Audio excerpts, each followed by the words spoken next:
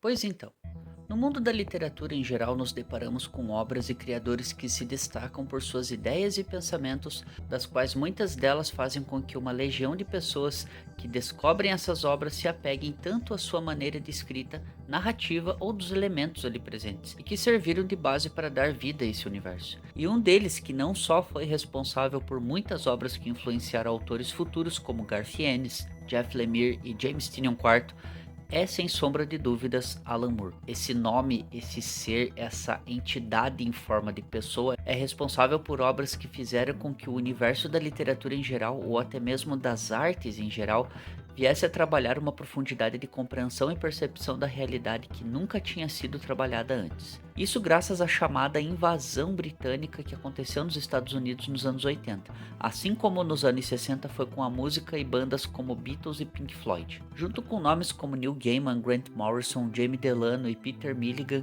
a já experiente editora Karen Berger cria o selo Vértigo dentro de uma oportunidade de repaginar personagens B e C do universo da DC Comics na era pós-crise nas Infinitas Terras. Mas isso tudo é só uma base de introdução do que realmente interessa nesse vídeo, pois o nome da vez é Alan Moore.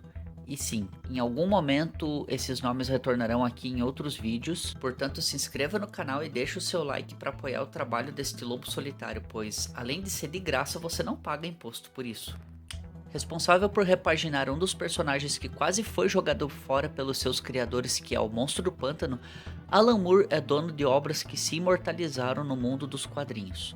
Obras como Watchmen, V de Vingança, Do Inferno, Lost Girls, Prometeia e, claro, A Liga Extraordinária são apenas alguns de suas obras mais famosas. E sim, ele é meu autor favorito de quadrinhos, estando acima de qualquer outro autor que você venha me falar. Só que eu sei que o que vocês querem mais saber é porque esse vídeo tá com esse título, e ele realmente é um hipócrita? Ele se contradiz naquilo que fala a respeito de suas obras, ou ele simplesmente possui uma postura diferente do que as outras pessoas são e nem todo mundo entende isso? Um dos maiores problemas no mundo e que vem se tornando uma crescente nos dias de hoje é o que chamamos de analfabetismo funcional, também conhecido como ignorância, falta de informação, nerdola ou, como diz o Caetano Veloso, Burrice. pois um dos motivos de isso acontecer é bem pelo fato do autor ser contra adaptações de suas obras para o audiovisual, e em contrapartida existe algo muito peculiar nessa fala dele que nos faz questionar sobre a sua postura, pois para quem já leu A Liga Extraordinária, sabe que nessa obra são utilizados personagens da literatura clássica que acabaram entrando em domínio público. Isso é muito importante de ser falado bem por conta da repercussão do personagem do Mickey da Disney. Aê, agora a gente pode usar o ratão do Walt Disney a hora que quiser. Vai com calma, Tigrão.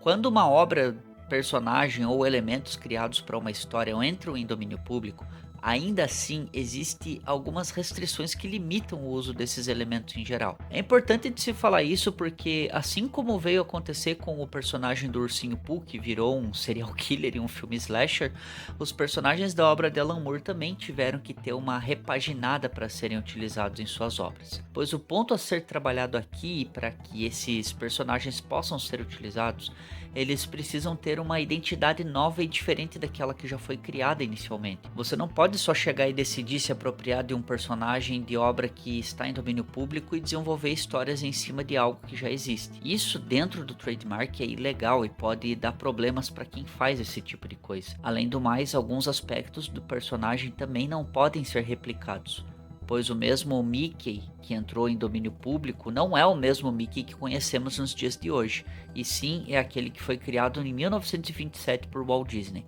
que é exatamente esse que estou passando aqui na tela para vocês. Ele foi mudando com o tempo, mas ainda assim continua sendo um Mickey da Disney. Dá até para se perguntar se isso pode acabar entrando dentro da teoria do paradoxo do navio de Teseu. Esse paradoxo fala que quando o navio tem praticamente todas as suas partes substituídas por peças novas, ele continua sendo o mesmo ou se tornou outro com o tempo. Doido, né? Mas vamos voltar pro assunto aqui que o foco mudou e eu acabei viajando legal. Voltando a falar sobre a Liga Extraordinária. A história fala sobre a reunião de pessoas extraordinárias que são reunidas para uma missão especial na tentativa de resgatar um objeto inanimado que pode anular a gravidade, conhecido como Kavonita. Sim, objeto tirado da obra de H.G. Wells chamada de The First Man in the Moon. A galera que é reunida aqui são nomes de peso, que são a Mina Murray de Drácula de Bram Stoker, e cito ela primeiro bem porque é justamente ela quem está reunindo essa equipe, junto de Campion Bond, e também é ela quem irá liderá-los. Aliás, sim, Campion Bond é uma referência a James Bond de Ian Fleming. Aliás, existem boatos de que o Saruman, isso, o próprio Christopher Lee ajudou a desenvolver algumas ideias para o personagem de James Bond. Mas voltando ao assunto, meu Deus, como eu sou aleatório. Os outros integrantes são Alan Quaterman de As Minas do Rei Salomão de H. Rider Haggard, Hawley Griffin de O Homem Invisível de H.G. Wells, Capitão Nemo de 20.000 Léguas Submarinas de Júlio Verne e o Dr. Henry Jekyll e sua contraparte Edward Hyde de O Médico e o Monstro de Robert Louis Stevenson. A missão dada, essa é a missão dessa Liga da Justiça Britânica de recuperar a Kavonita que está em posse do Dr. Fu Manchu.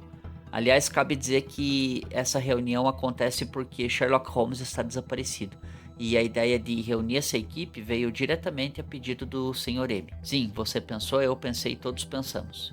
James Moriarty, e não Mycroft Holmes. A maior ideia do Alan Moore aqui foi reunir personagens que foram criados quase que na mesma época, sendo essa uma das ideias iniciais do autor e que em suas obras seguidas desse mesmo título foram introduzindo não só outros personagens, mas também outros temas abordados nas obras de alguns desses mesmos autores aqui citados, como por exemplo A Guerra dos Mundos de H.G. Wells.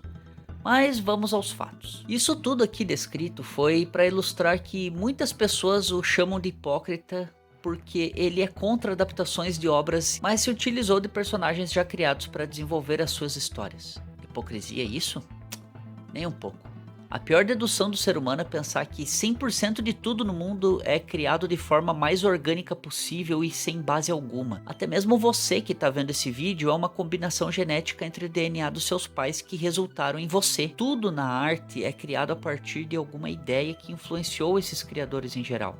A natureza dessas obras ganham forma conforme esses artistas desenvolvem as suas ideias baseadas em aspectos e elementos que já estavam presentes em algum lugar, mesmo que a própria história do mundo, pois Isaac Asimov não criou a obra Fundação do Nada, ele se inspirou muito na história do Império Romano para desenvolver o universo de Fundação. A era hippie e o distanciamento das tecnologias ajudou Frank Herbert a desenvolver as bases principais de Duna. Corton se inspirou nas obras de Tolkien para criar as suas músicas, que foi o que veio a dar origem ao Viking Metal, e Alan Moore buscou explorar uma ideia diferente nesses personagens para desenvolver o seu universo, e a dificuldade que essas mesmas pessoas têm em entender isso não prestam a atenção devida que o autor traz nos grandes problemas em adaptar as suas obras. V de Vingança é um grande problema como adaptação bem por conta da distorção de percepção que o público teve quanto ao que foi trabalhado no filme. O personagem V é um anarquista e não um libertário revolucionário que busca pregar uma ideologia de liberdade. Pois para quem leu a obra entende muito bem que o V, além de se utilizar de atitudes muito questionáveis e duvidosas, não é um modelo de identidade. Ele é uma ideia, mas que se precisa pesar na balança até onde ela é aceita e dessa forma passada adiante. Pois mesmo que em partes acabou se tornando um reflexo social na época do lançamento do filme, o final do quadrinho expressa de uma forma muito mais palpável o que pode acontecer quando você pensa que existe um modelo de orientação único a ser seguido. O quadro final do Inspetor Finch caminhando em direção a uma rua escura mostra que, mesmo que em um partido extremista foi derrubado, ainda assim, com essa liberdade que tanto se buscava em um único modelo de ideia, agora eles estão desorientados e sem um rumo certo. Por mais que muitas vezes estamos buscando por um modelo ideológico e perfeito, ele nem sempre vai ser aquilo que realmente se encaixa dentro de certos parâmetros sociais. Estar desorientado nem sempre é ruim, pois nessas situações precisamos aprender a se orientar dentro da nossa própria bússola moral e que você está totalmente aberto a descobrir uma maneira nova de seguir em frente, dentro de princípios que se encaixam nas suas ponderações e que você aprende mais com o outro do que apenas com uma única versão daquilo que se tem conhecimento. Tanto que, diferente do filme, a obra também finaliza com uma cena que as pessoas não estão todas fantasiadas e usando a mesma máscara, que nem foi apresentado no filme. Ali está mostrando que todos se uniram em prol de um modelo único a ser seguido, que que todos estão juntos por causa de uma única ideia, de um único pensamento, uma única religião, uma única forma correta de viver. É diferente de você ser ignorante, pois na desorientação buscamos entender o que acontece em nossa volta. Já a ignorância é algo que se baseia apenas naquilo que favorece ao ignorante, fazendo com que suas ideias, pensamentos, partidos políticos e qualquer coisa que seja aquilo que ele acha certo, o único modelo a ser seguido. E tente contrariar o ignorante para ver. É que nem discutir com criança, você ainda sai mijado. Outro problema presente em suas adaptações é em Watchmen. O final da obra tem um fim pragmático e muito mais convincente do que foi apresentado no filme de Zack Snyder. Ele achou que estava consertando o final com essa mudança. E na verdade matou toda a essência do que a obra original trabalha, além também de distorcer a personalidade de personagens como Rorschach, Ozymandias e dar forças sobre-humanas aos personagens do Espectral e do Coruja. E falando no Rorschach, assim como o personagem V, aqui podemos colocar em pauta os mesmos problemas. Distorção de compreensão de personagens só prova que as pessoas não buscam a real profundidade do que está sendo explorado dentro de um universo em que esses personagens se encontram, pois algo que confirma isso foi a série que funciona como uma forma de continuação do quadrinho de Watchmen e que busca problematizar a questão de ideias que estão interpretadas de maneira errada, vindo a se tornar uma ideologia baseada no ódio e na ignorância. Sem me aprofundar muito no assunto da série, eu recomendo muito que vocês assistam, pois ficou muito bem feita, até mesmo explicando mais e aprofundando de maneira precisa sobre outros personagens do quadrinho que ganham muito mais destaque e importância. Mas se for para falar de todos os problemas que as adaptações das obras do Alan Moore têm, esse vídeo teria inúmeras horas. Porém, como foi citado aqui, a Liga Extraordinária também teve uma adaptação extraordinariamente horrível. Tanto que depois desse filme o Sean Connery abandonou a atuação e se aposentou. Sinceramente, essa foi uma das piores coisas que eu já vi na vida, pois a ideia de mudar o protagonista da personagem do Alan Quatermain ao invés de ser a Mina Murray, como é na obra original, já desconstrói completamente toda a essência do significado do que o Alan Moore busca explorar nesse quadrinho. Mas chega, gente, vamos parar de estresse porque acho que já foi demais. Só espero que o que eu tratei aqui não seja tratado de uma maneira superficial ou de forma errada, pois o que eu busco com isso é debater com vocês sobre esses assuntos que as pessoas não acham importantes, mas que precisam ser discutidos de certo modo, mas que a hipocrisia não venha se tornar uma ideia em sua vida. E se quiser, deixem nos comentários as suas opiniões sobre esse assunto, deixem também perguntas, falem qualquer outras coisas que vocês queiram, debatam sobre outros assuntos que vocês quiserem, mas como eu sempre falo, com educação e respeito. Aliás, se vocês gostam de Ataque dos Titãs, eu fiz um vídeo falando da minha opinião sobre o final da obra e ficou um vídeo bem interessante. Portanto, se vocês tiverem interesse, eu espero vocês lá. Muito obrigado por ver esse vídeo até aqui. Beijo, Bela. Abraço, fera. E tchau.